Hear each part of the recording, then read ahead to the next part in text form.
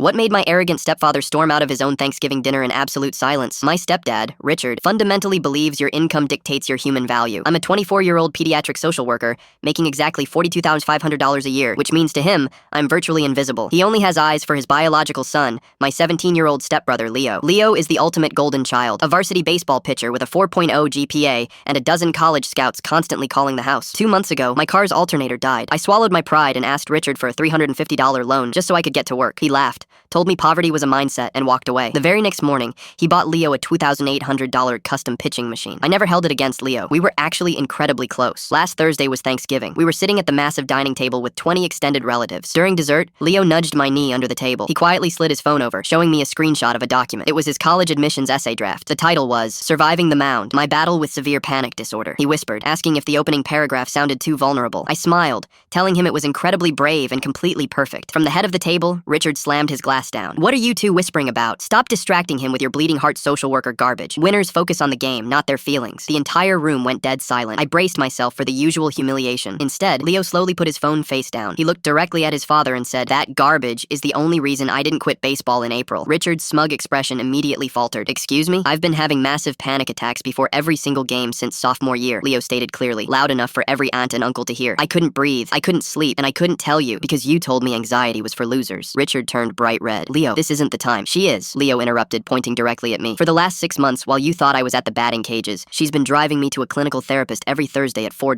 p.m. She paid the $85 copay out of her own pocket every single week because I was too terrified to ask you for help." Richard just sat there, his mouth opening and closing like a fish. He looked around the table, but no one broke eye contact with him. Humiliated, he threw his cloth napkin onto his plate, walked into his home office, and locked the door. Leo turned back to me, completely unbothered, and picked up his fork. "So," he whispered, pointing at the screenshot, "do you think I should keep the part about the breathing exercises?" I just laughed, handed him the pumpkin pie, and realized that being a winner actually is a mindset.